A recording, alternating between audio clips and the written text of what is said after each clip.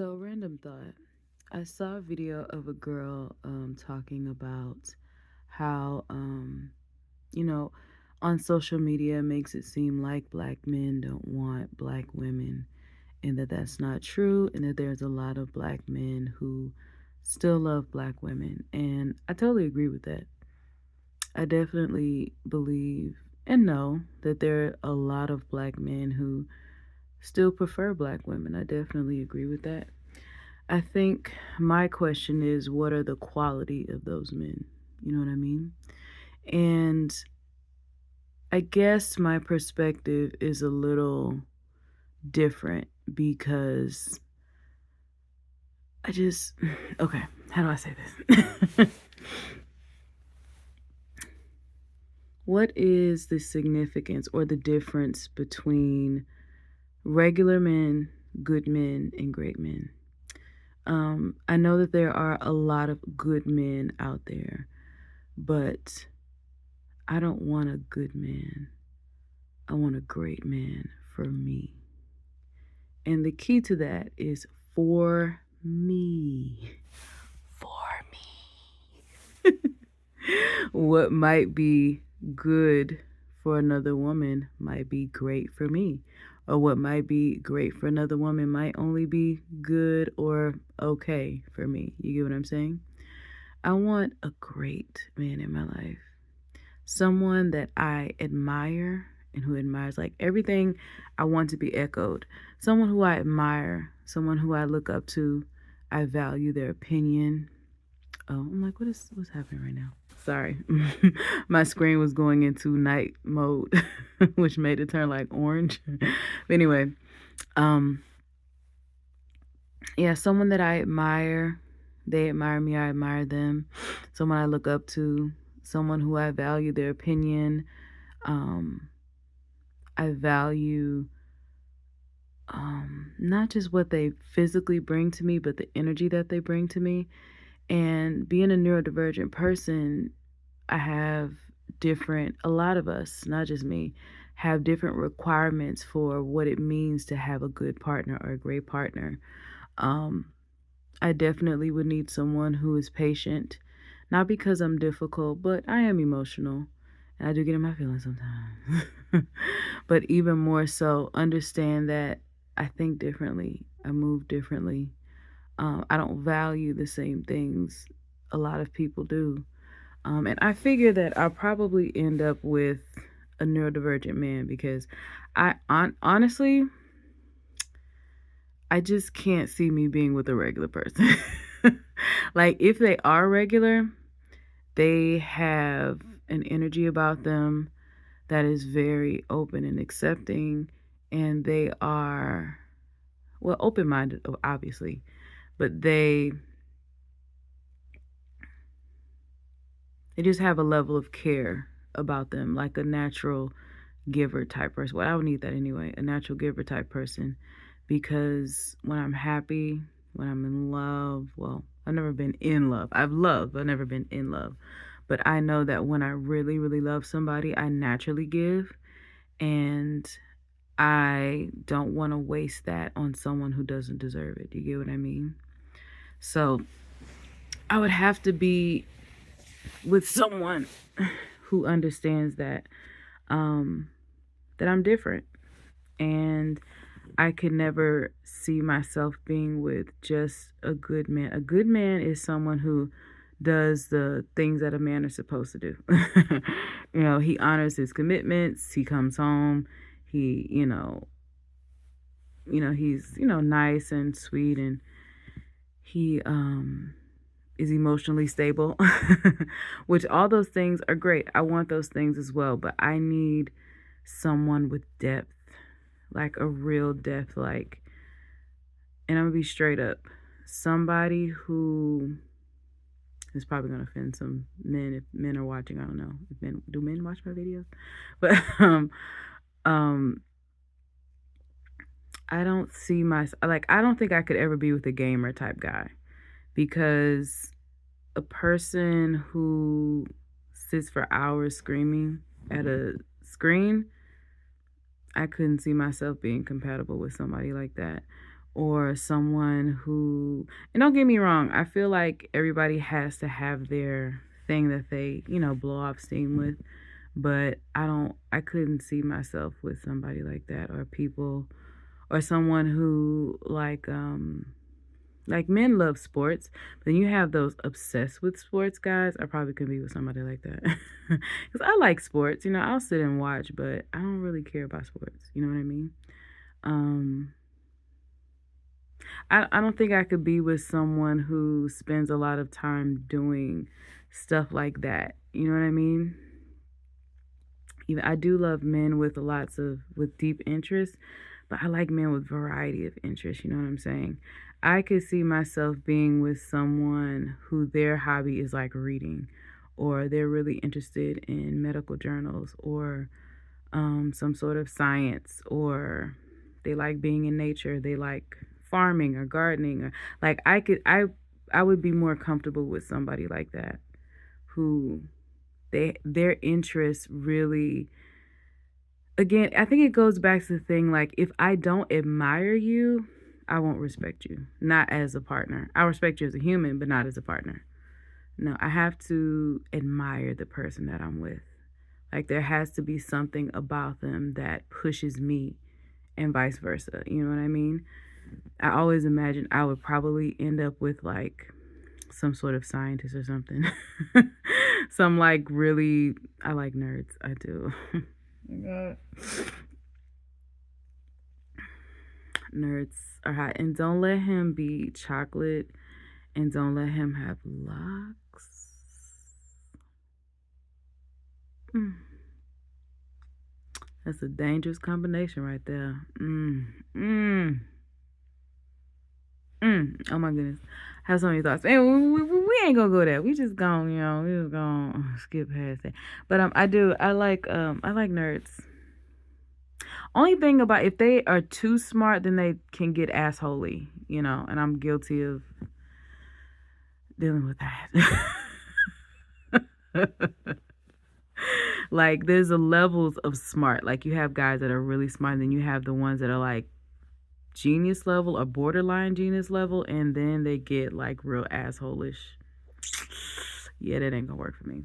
But I would, like I said, I would like someone who has interests that aren't the traditional stuff, because my interests aren't traditional. And I'm gonna give you a little view into the type of person that I am.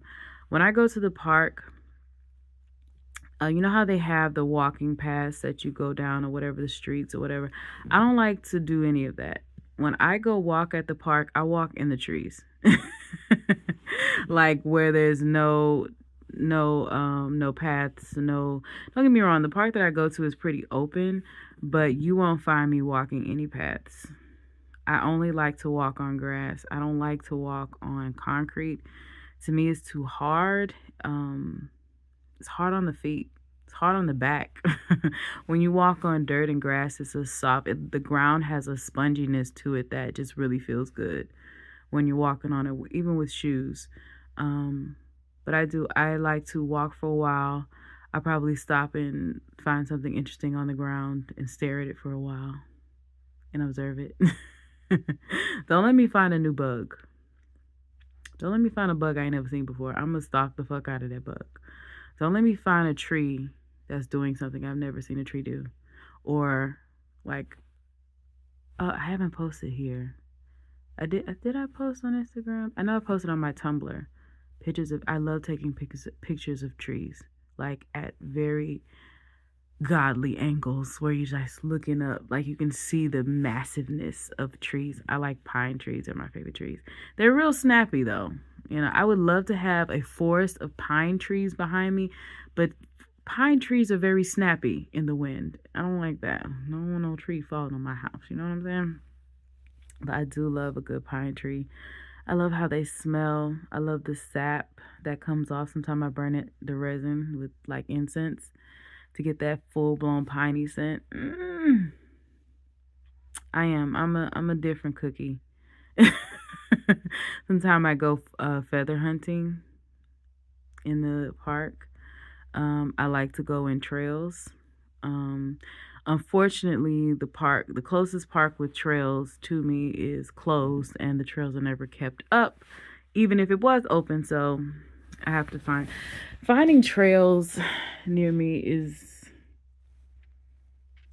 an impossibility at this point, unless I go in the dead center of Houston or like Memorial Park or something where it's just full of people and potential weirdos. Well, everywhere is full of potential weirdos, but the traffic in Houston makes you want to go nowhere near downtown or the Galleria area. Anyway, but yeah, that's how my brain works. I'm off the beaten path. If I find like the park that I used to go to with the trails, they had like fishing trails, like they had the main trail, and then they had the trails that people would make along the tree line when they would fish.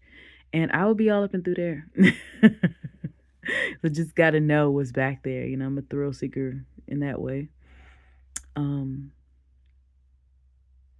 But yeah, I would have to be with somebody who either likes that sort of thing or is different themselves and enjoys that type of thing.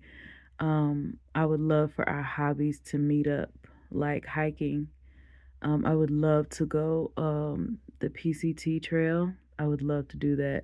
I have to work my way up to that though, because I ain't never did a long. The longest I've ever walked on a trail was like, I think I did about 7 or 8 miles, and I was exhausted. I was fucking exhausted. I was heavier too.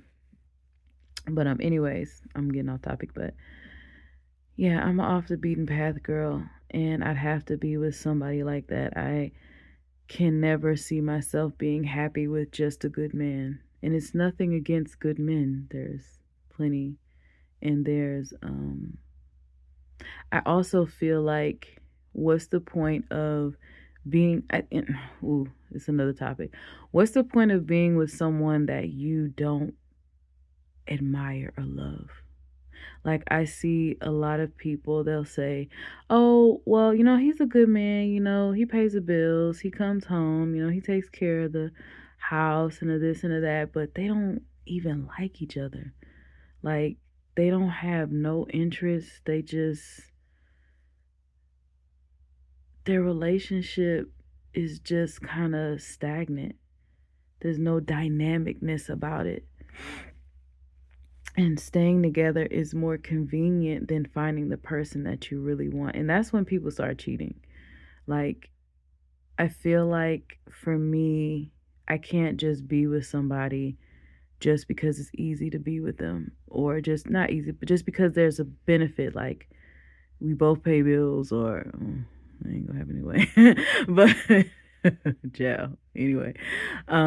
Where it's just convenience, staying together for convenience, especially if you have kids. It's really big. People stay together because they have to. It's just cheaper to be together. But I just couldn't see myself um being together for those reasons. It's kind of like, if this is my one life to live, the last thing I want to do is live miserably or live with someone I don't want to be with, or waste their time and waste mine when we could be with the people that we want to be with. And I believe that relationships can have a limit. I've gone back and forth with myself when it comes to wanting to be married. I used to really want to be married, and a part of me still does. I think a big part of me still does. But I also recognize that things are meant to end. And that's the biggest problem when it comes to marriage. Everybody has accepted this bare minimum experience of, well, this is what it is, so this is how I must live. But I refuse that. Just like everything else in the world, everything comes to an end, and some relationships come to an end as well. So when you get married, there's a lot of feelings and emotions involved, but even more so, there's money, property, children. Well, not me, but you know what I mean, in general. Do you really want to go through the whole legal process of splitting all that shit up when you can both just have your own and then come together? And then when it's over, you separate. Because marriage, in the way that we knew it, is very new. Only reason why women married in the way that they do now was for property and gaining, women were property for a long time, you know what I mean? So I don't really see the benefit of marrying in a traditional way. Um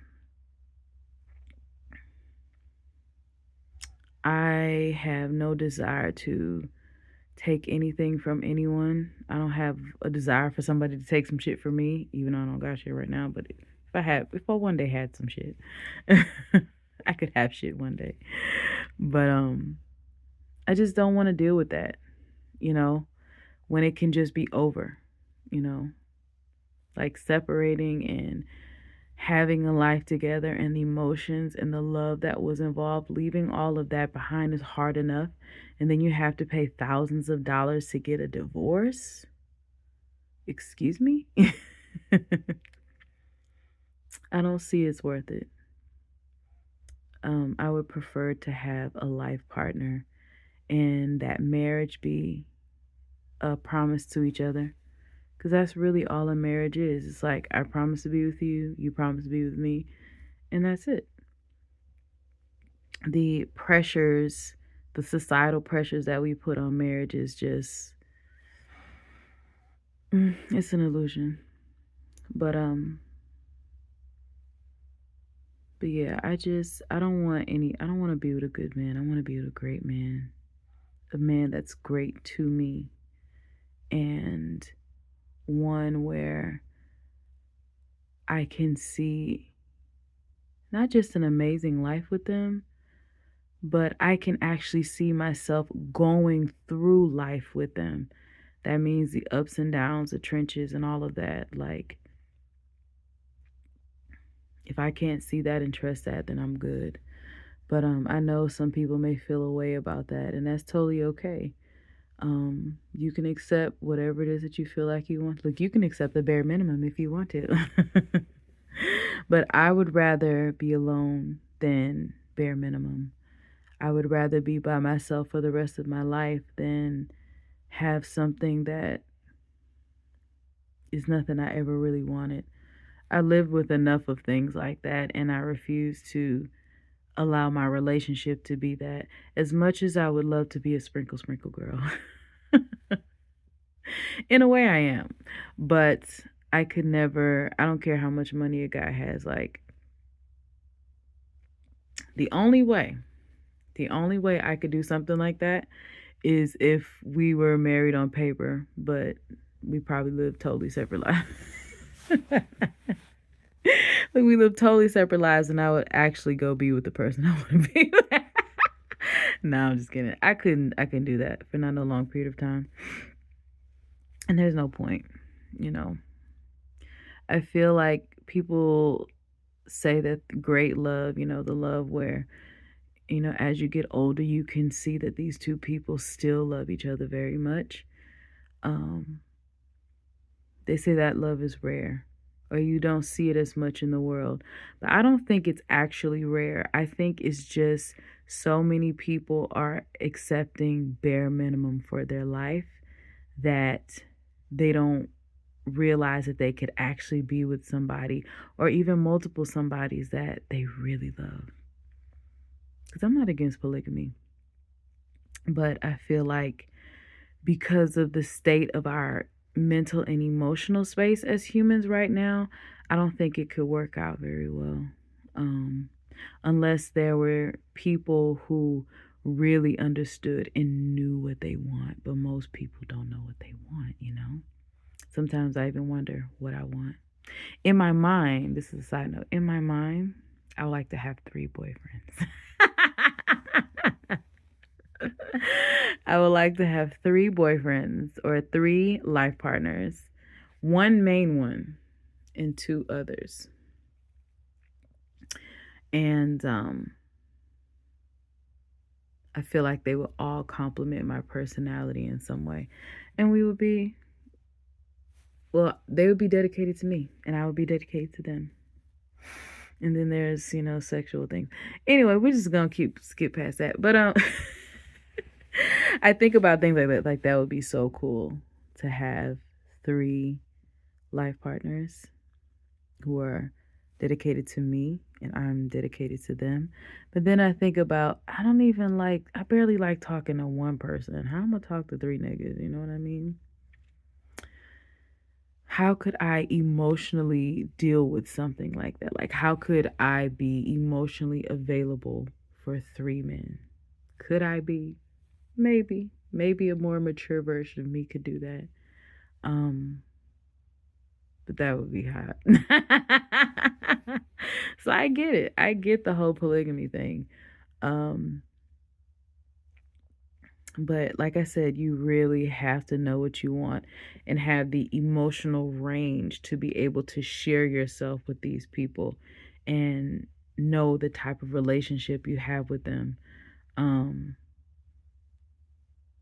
If you, I don't feel like us as humans have, I feel like the stresses of life, the stressors that we live under as humans right now, in addition with our lack of knowledge of self, lack of knowledge of spirit, lack of connection with self.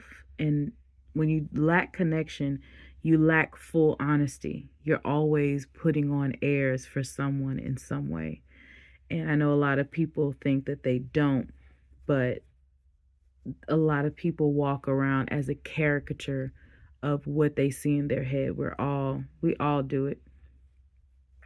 And I think true authenticity, that is really rare now because not many people really understand the depth of connection with self. And that is the path that I'm on right now. Understanding what is the depth of connection within me back to that source self that is not just is all, but there's a being beyond being that we all come from. And that's what I'm interested in connecting to.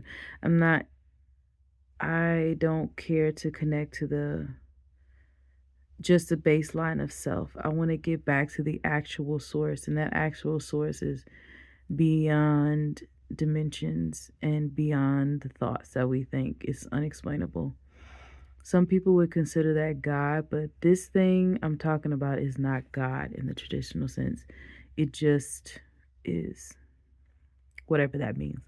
But I feel like if humanity is able to if we're able to stabilize our society where money and things aren't needed and everybody has what they need, literally everybody has what they need and are free to pursue their life the way they want to, truly from their heart, then I think we'll be able to have healthy relationships with multiple people.